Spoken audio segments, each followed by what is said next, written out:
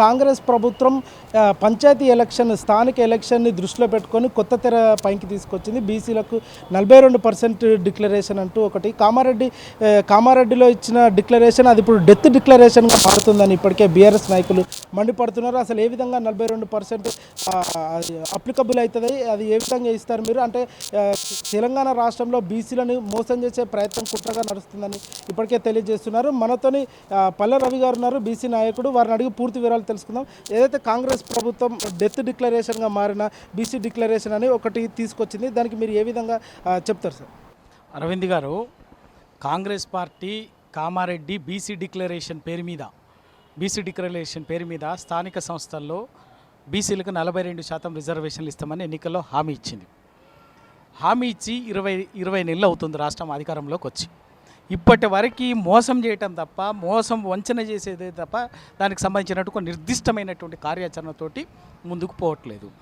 ఆ రోజు BC commission, regular commission చెల్లదు, డెడికేటెడ్ కమిషన్ అని వెయ్యాలి అని చెప్పేసి అందరం మొత్తుకున్నా కూడా బీసీ ఉద్యమకారులు, బీసీ సంఘాలు, బీసీ మేధావులు, మాలాంటి వాళ్ళం బీఆర్ఎస్ పార్టీ అందరం గొంతు చించుకొని అర్చినా కూడా లెక్క పెట్టలేం. హైకోర్టు వార్నింగ్ ఇచ్చేంత వరకు బీసీ డెడికేటెడ్ కమిషన్ వేసిన డెడికేటెడ్ కమిషన్ కూడా తూతూ మంత్రంగా వేసింది. చేసిన లెక్కలు కూడా తప్పుడు లెక్కలు. మొత్తం బీసీలని ఏ ప్రాతిపదికన చూసినా, ఏ పారామీటర్ ప్రకారం చూసినా కూడా తెలంగాణలో ముస్లింలతో సంబంధం లేకుండా 52% బీసీ జనాభా ఉంటుంది. దాన్ని 46% తగ్గించును. అంటే దాదాపు 6% బీసీల గొంతు కోసి చంపేసిండ్రు. లెక్కల్లోనే అయిపోయింది, ఆ మోసం అయిపోయింది. అసెంబ్లీలో తీర్మానం పెట్టిండ్రు 42% రిజర్వేషన్లకు సంబంధించి. బీఆర్ఎస్ పార్టీ, మేము, ప్రతి పార్టీ కూడా అందరూ కూడా ఏకగ్రీవంగా సంపూర్ణంగా మద్దతు ఇచ్చారు, తీర్మానం చేసిండ్రు. దాన్ని ఏం చేయాలి? రాష్ట్రపతి రాజ్యాంగ సవరణ చేసి 9th షెడ్యూల్లో చేర్చాలి. ఆ పని చేయకుండా కేవలం రాజకీయ డ్రామాగా బీసీలని కొత్తగా మళ్ళీ అక్కడికి పంపించి కూడా 4 నెలలు అవుతున్నది. దాన్ని అమలు చేసేందుకు ఆ ప్రయత్నంలో భాగంగా చెప్పాం, ఒక రోడ్ మ్యాప్ రూపొందించండి, కార్యాచరణ రూపొందించండి.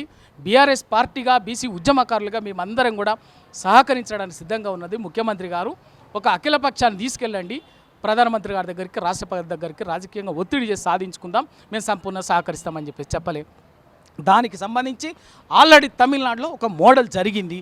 93లో ఇదే బీసీ రిజర్వేషన్లు 50% రిజర్వేషన్, అంటే 69% మొత్తం రిజర్వేషన్లు పెడితే బీసీలకు 50% రిజర్వేషన్లు, ఎస్సీలకి 18% రిజర్వేషన్లు, ఎస్టీకి 1% రిజర్వేషన్లు కల్పించేసి దానికి రాష్ట్రం చట్టం చేసుకుంటే ఆ తమిళనాడు రాష్ట్రము అక్కడ న్యాయపరమైనటువంటి వివాదాలు వచ్చినాయి. హైకోర్టు, సుప్రీంకోర్టు అవన్నీ వస్తే అప్పుడు తమిళనాడు ముఖ్యమంత్రిగా ఉన్నటువంటి జయలలిత గారు అన్ని పార్టీలని అఖిలపక్షంగా తమిళనాడు ఢిల్లీకి తీసుకుపోయి, ఆ రోజు ప్రధానమంత్రి పివి నరసింహారావు గారు ఉంటే 1993లో మాకు ఎటువంటి పరిస్థితుల్లో మా రాష్ట్రంలో పరిస్థితులకు అనుగుణంగా మినహాయింపు ఇచ్చి మాకు ఈ 9th షెడ్యూల్లో చేర్చాల్సిందే దీన్ని 69% రిజర్వేషన్లని. అట్లా అప్పటి వరకు దాని ప్రక్రియ మొదలయ్యేంత వరకు నేను ఢిల్లీ వదిలిపెట్టి తమిళనాడు పోయేది లేదు. నా తమిళనాడు ముఖ్యమంత్రిగా కూడా రాష్ట్రాన్ని కూడా నేను ఢిల్లీ నుంచే పరిపాలన చేస్తానని చెప్పేసి రాజకీయ ఒత్తిడి పెంచితే అది సమస్య కొలికొచ్చింది. అది రాజ్యాంగ 9th షెడ్యూల్లో చేర్చడం జరిగింది, రాజ్యాంగ సవరించి. ఆ మోడల్ ప్రకారంగా తమిళనాడు మోడల్ ఉంది మనకు, దాని ప్రకారంగా కార్యాచరణ రూపొందించండి అని మేము గొంతులు చించుకొని అరుస్తుంటే ఆ పని చేయకుండా పొలిటికల్ డ్రామా, నయవంచన, మోసం చేసుకుంటా ఇవాళ బీసీలని కొత్త రూపంలో మోసం చేసేటటువంటి చేసింది. ఒకవైపున అదే అసెంబ్లీ, అదే శాసనమండలి బిల్లు చేసి, చట్టం చేసి గవర్నర్ ద్వారా రాష్ట్రపతికి పంపిస్తే 9th షెడ్యూల్లో పంపించేది. అది అట్లా ఉండగా అసెంబ్లీని ప్రోరోగ్ చేసి మళ్ళీ కొత్తగా అదే అంశం మీద క్యాబినెట్ తీర్మానం చేసి గవర్నర్కు ఆర్డినెన్స్ కోసం పంపించడం అంటే బీసీలను మోసం చేస్తున్నారా? దీన్ని ఏమంటారు? మోసం కాకపోతే, వంచన కాకపోతే, దగా కాకపోతే దీన్ని ఏమంటారు? ప్రధానంగా ఆర్డినెన్స్ చేసేటప్పుడు ఏదైతే జీవో ప్రకారం అయితే గవర్నర్ ఆమోదం ఉండాలి, కేంద్ర ప్రభుత్వ ఆమోదం ఉండి అప్పుడు అది బిల్లుగా మారి 9వ షెడ్యూల్లో ఉంటుంది. కానీ ఇప్పుడు కేవలం క్యాబినెట్ ఆర్డినెన్స్ తీసుకొస్తే ఎట్లయినా సుప్రీంకోర్టు కానీ, హైకోర్టు కానీ ఇది కొట్టివేస్తుంది. అంటే మరోసారి కూడా బీసీలకు అన్యాయం జరిగినట్టే కదా, దీని గురించి అరవింద్ గారు కేవలం ఆ మోసం చేయడం కోసమే చేస్తున్నారు. దీనికి చట్టబద్ధంగా ఎప్పుడు చట్టబద్ధత వస్తుందంటే 42% రిజర్వేషన్లు. ఎందుకంటే సుప్రీంకోర్టు రూలింగ్ ద్వారా రిజర్వేషన్లు 50% దాటకూడదన్నది గరిష్ట పరిమితి ఉన్నది. బీసీలకు 42% రిజర్వేషన్లు చేస్తే నీకు ఇవాళ మొత్తంగా పరిమితి ఎంత? 64% రిజర్వేషన్లు అయితే తెలంగాణలో. మరి 50% చేస్తే కదా ఆటోమేటిక్గా సుప్రీంకోర్టు, ఆల్రెడీ హైకోర్టు ఇవన్నీ వివాదాలు నడుస్తున్నాయి కదా. ఆ సమస్యకు దానికి పరిష్కారం ఏంది? అదే 9th షెడ్యూల్లో, రాజ్యాంగంలోని 9th షెడ్యూల్లో పార్లమెంట్లో రాజ్యాంగ సవరణ చేసి 9th షెడ్యూల్లో చేర్చినట్లయితే ఆ రాజ్యాంగ ఆ రిజర్వేషన్లు నిలబడుతుంది, లేకపోతే నిలబడదు. అది ఏం చేసినా కూడా అప్పుడే చట్టబద్ధత కల్పించినట్టు అవుతుంది తప్ప అది కాకుండా ఏం చేసినా కూడా ఏంటంటే బీసీలని మోసం చేయడమే. 75 ఏళ్లుగా కాంగ్రెస్ పార్టీ ఈ దేశంలో బీసీలని మోసం చేస్తూ వచ్చింది, వంచన చేస్తూ వచ్చింది, మళ్ళీ అదే పని చేస్తున్నారు. ప్రధానంగా రాహుల్ గాంధీ పార్లమెంటులో మేము కులగణన చేస్తాము అని రాజ్యాంగబద్ధంగా రాజ్యాంగం పట్టుకొని మేము కులగణన చేస్తాము మరియు ప్రతి ఒక్కటి కూడా రాజ్యాంగబద్ధంగా నిర్వహిస్తామని ఆయన రాహుల్ గాంధీ పార్లమెంట్లో ప్రగల్భాలు పలుకుతున్నాడు. అదే మరి రేవంత్ రెడ్డి కూడా తెలంగాణ రాష్ట్రంలో కూడా రాజ్యాంగబద్ధంగానే జరుగుతుంది, ప్రతి కులగణన చేస్తాం, ప్రతి సర్వే చేస్తాం, బీసీలకు ఎవరికి అన్యాయం చేయం, అందరినీ కూడా సమానంగా ఆర్థికంగా సామాజికంగా చేస్తామన్నాడు. రీసెంట్గా చేసిన కులగణన సర్వేలు కూడా అది ఇప్పటికే గతంలో బీఆర్ఎస్ చేసిన సర్వే కంటే ఈసారి తగ్గింది అది. సో దీని గురించి మీరు ఏమంటారు? అరవింద్ గారు, బీసీలది రాహుల్ గాంధీ గారు చాలా గొప్పగా చెప్తున్నారు. రాహుల్ గాంధీ గారు రాజ్యాంగం పట్టుకొని చాలా మంచిగా ప్రవచనాలు చెప్తుంటాడు. ఆచరణకు వచ్చేసరికి ఆయన చెప్పేది ఏం జరగదు. ఇక్కడ ఉన్నటువంటి వాళ్ళు వీళ్ళు అనుకున్నది వీళ్ళు అనుకుంటే జరుగుతుంది. రాహుల్ గాంధీ గారికి లేకపోతే ఆయన రాష్ట్ర స్థానిక నాయకత్వానికి రిజర్వేషన్లకు సంబంధించి సుప్రీంకోర్టులో 50% గరిష్ట పరిమితి ఉండకూడదు అన్నటువంటి, మించకూడదు అన్నటువంటి రూలింగ్ ఉంది అన్నది, క్యాప్ ఉందన్న విషయం రాహుల్ గాంధీ గారు తెలియదా? ఆయన పార్టీ నాయకత్వానికి తెలియదా మేనిఫెస్టోలో పెట్టినప్పుడు? సో హైకోర్టులో అనేక మహారాష్ట్రలో ఏ సమస్య వచ్చింది, కర్ణాటకలో ఏ సమస్య వచ్చింది, తమిళనాడులో ఏ సమస్య వచ్చింది, బీహార్లో ఏ సమస్య వచ్చింది, అనేక రాష్ట్రాల్లో దీనికి సంబంధించినటువంటి ప్రయత్నాలు జరిగినప్పుడు వచ్చినటువంటి సమస్య అదే కదా. మరి అవన్నీ తెలియదా మీకు? తెలియకుండానే ఎన్నికల్లో హామీ ఇచ్చినారా? హామీ ఇచ్చి ఇవాళ మళ్ళీ మేము రాజ్యాంగ ప్రకారం చేస్తున్నామంటే, రాజ్యాంగ ప్రకారంగా రాహుల్ గాంధీ గారికి నిజాయితీ ఉంటే, ఆయన చెప్పినటువంటి రాజ్యాంగం మీద ఆయనకు నమ్మకం ఉంటే 9th షెడ్యూల్లో చేర్చకుండా, పార్లమెంట్లో రాజ్యాంగ సవరణ చేసి 9th షెడ్యూల్లో చేర్చకుండా 42% బీసీ రిజర్వేషన్లు నిలబడతాయా? నిజాయితీగా చెప్పాలి. మరి ఇంకేం మోసం చేయటమే కదా. ఇంకా మళ్ళీ మేము రాజ్యాంగ ప్రకారం చేస్తున్నాం, మా ప్రభుత్వం చేస్తుందంటే ఎందుకండి? వాళ్ళు ఎందుకు మోసం చేస్తారు? మోసం చేసింది చాలదా? మోసం చేసే ఎన్నికలకు ముందు మోసం చేసే అధికారంలోకి వచ్చిరు తెలంగాణలో. కనీసం అధికారంలోకి వచ్చినాకనైనా కూడా నిజాయితీగా ఉండండి, నిజాయితీగా సమస్యను పరిష్కరించండి, మీరు ఇచ్చినటువంటి హామీని నెరవేర్చండి, దానికి చట్టబద్ధత కల్పించండి. అది చెప్తుంటే మీరు ఇష్టం ఉన్నట్టుగా ఇప్పటివరకు రాహుల్ గాంధీ గారు పార్లమెంటరీ పార్టీ నాయకుడే కదా. మరి ఇదే అంశం మీద ప్రధానమంత్రిని ఎందుకు కలవలే? రాష్ట్రపతి గారిని ఎందుకు కలవలే? కలిసి ఉండాలి కదా, విజ్ఞప్తి చేసి ఉండాలి కదా ఈ సమస్య పరిష్కారం. మరి ఒకవేళ అది అవసరం లేదనుకుంటే మరి రాష్ట్రపతికి ఎందుకు పంపించినారు? పంపించకూడదు కదా. చాలా అసెంబ్లీలో చట్టం చేసి తీర్మానం చేసి రాష్ట్రపతికి పంపించొద్దు కదా. ఎందుకు పంపించారు మరి ఆకర్లేకపోతే? అంటే మీరు ఏది చేస్తే అది మీరు చేసిందే రాజ్యాంగం, మీరు చెప్పిందే రాజ్యాంగం, ప్రజలు గుడ్డిగా వినాలి. మోసం చేస్తామంటే బీసీ సమాజం వినడానికి సిద్ధంగా లేదు. ప్రధానంగా ఈ 42% రిజర్వేషన్ని ఒకవేళ హైకోర్టు కానీ సుప్రీంకోర్టు కానీ ఇది చట్టబద్ధత కాదు అని దీన్ని కొట్టేస్తే కనీసం కాంగ్రెస్ ప్రభుత్వం రిజర్వేషన్ ప్రకారం 42% ఇస్తుందా బీసీలకు? ఎక్కడ ఇస్తుంది? ఎట్లా సాధ్యమవుతుంది రా? సో హైకోర్టు కొట్టేసినా మీరు అన్నట్టుగా హైకోర్టు లేకపోతే సుప్రీంకోర్టు ఎక్కడో న్యాయ వివాదం వచ్చిన తర్వాత ఇంకా మీరు ఈ క్వశ్చన్ డస్ నాట్ అరైజ్. ఎక్కడ రిజర్వేషన్లు ఎట్లా వస్తాయి? మళ్ళీ అదే పరిమితికి లోబడే రిజర్వేషన్లు ఇచ్చుకోవాలి బీసీలకు. ఎస్సీ రిజర్వేషన్లు కాన్స్టిట్యూషనల్, అవి మార్చడానికి లేదు. ఎస్టీ రిజర్వేషనల్ కాన్స్టిట్యూషనల్, అవి మార్చడానికి లేదు. ఆ రెండింటికి పోగా మిగిలిందే బీసీలకు ఇవ్వాలి కదా. అది 50% దాటకూడదు కదా. ఇది చట్టబద్ధంగా ఉన్నటువంటి కదా ఈ అంశాలన్నీ. ఎవరు సొంతంగా చెప్పేటటువంటి విషయాలు కాదు కదా. ఆ వాస్తవాలు అట్లుంటే మీరు రాజ్యాంగం అని చెప్పేసి రాజ్యాంగ పరిరక్షలమని రాజ్యాంగం పట్టుకోనో రాజ్యాంగం గురించి గొంతు చించుకొని మాట్లాడితేనో రాజ్యాంగం అమలు కాదు. మీకు నిజాయితీగా దాని ప్రకారంగా అమలు చేస్తే, ఆ నిజాయితీ ఉంటే 9th షెడ్యూల్లో చేర్చడానికి చేయాల్సినటువంటి ప్రయత్నం అంతా చేస్తూ దానికి సంబంధించినటువంటి కార్యాచరణ రోడ్ మ్యాప్ ఏం రూపొందిస్తారో రూపొందించండి, దానికి బీఆర్ఎస్ పార్టీ సిద్ధంగా ఉన్నది. కాంగ్రెస్ ప్రభుత్వానికి ఇవన్నీ తెలిసినా కూడా మరి ఎందుకు ఈ 42% బీసీలకు రిజర్వేషన్ ఇస్తా అని ఎందుకు ప్రగల్భాలు పలుకుతుంది? కేవలం పంచాయతీ ఎలక్షన్ల కోసం బీసీలను మోసం చేయటమే అందరినీ మోసం చేసింది, ఎప్పుడు కూడా మోసం చేస్తుంది.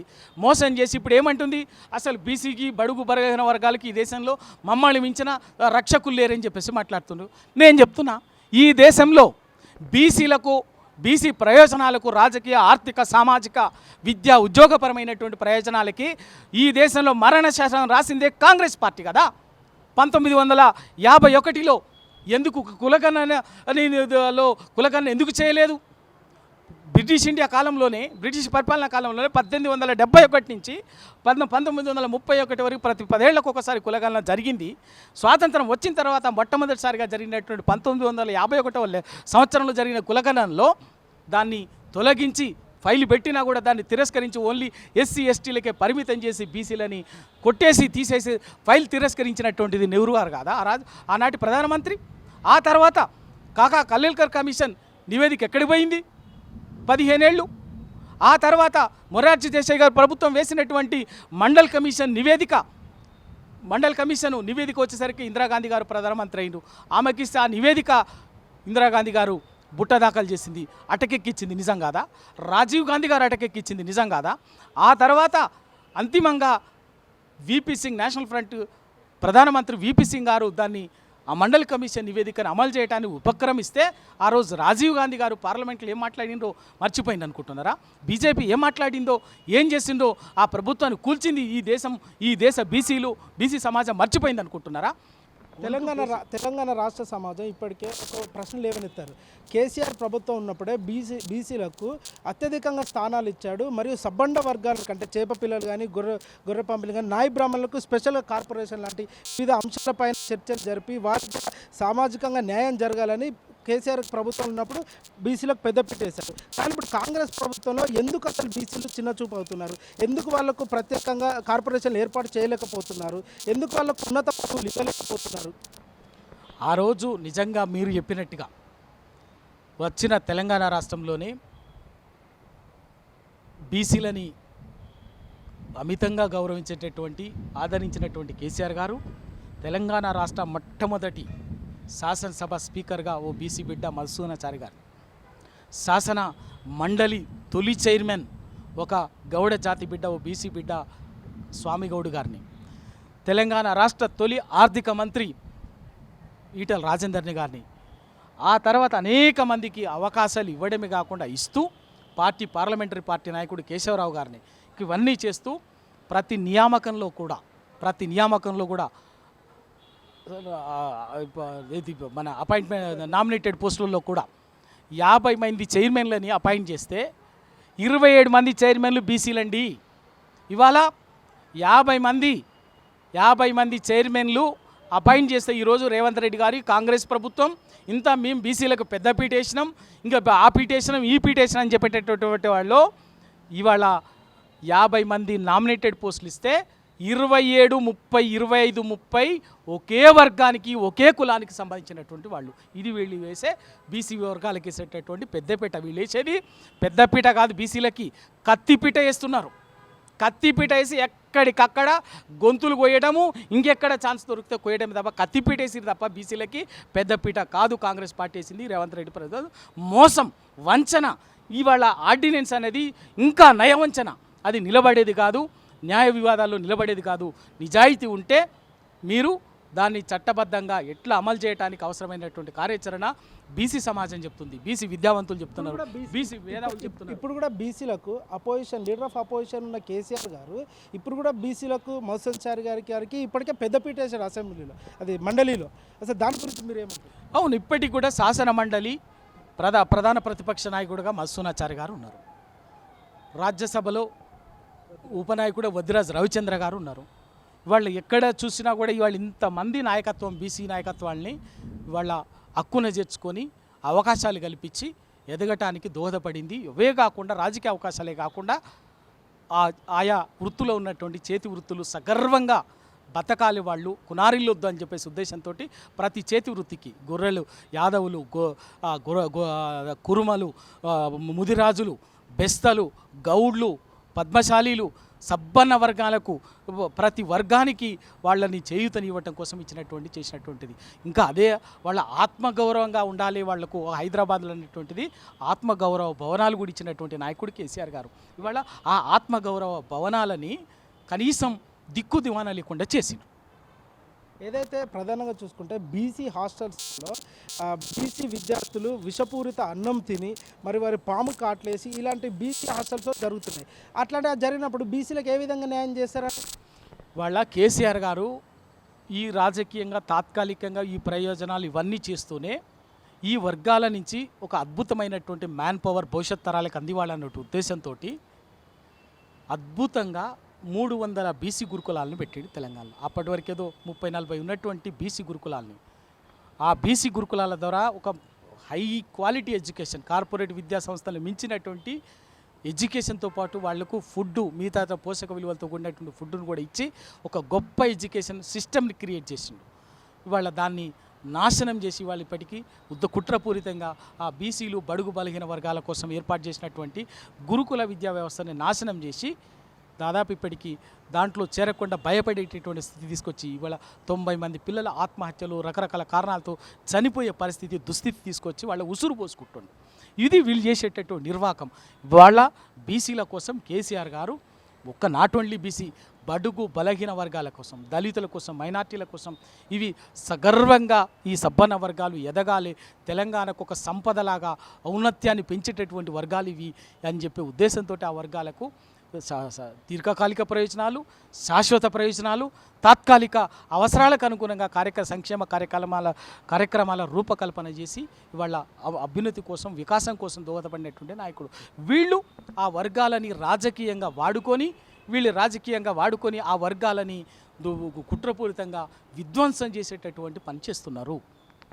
Okay, right. నిఖత్, ఏదైతే చూసుకుంటే మనతోని బీఆర్ఎస్ బీసీ నాయకుడు ఇప్పటికే తీవ్రంగా ఆగ్రహం వ్యక్తం చేస్తున్నారు. కేవలం పంచాయతీ ఎలక్షన్స్ కోసమే బీసీ డిక్లరేషన్ అని తెర ముందుకు తీసుకొచ్చారు. ఇది ఏ విధంగా పాసిబుల్ అవుతుంది? ఒకవేళ పాసిబుల్ అయితే కేంద్ర సపోర్ట్ ఉండాలి, బిల్ పాస్ కావాలి. ఇది చట్టబద్ధత లేదు. ఏ విధంగా బిల్ పాస్ అవుతుంది అని ఇప్పటికే మండిపడుతున్నారు. అంటే మరోసారి కూడా బీసీలను మోసం చేసే ప్రయత్నం కూడా కనిపిస్తుందని ఇప్పటికే బీఆర్ఎస్ నాయకుడు పల్ల రవి ఆగ్రహం వ్యక్తం చేస్తున్నాడు.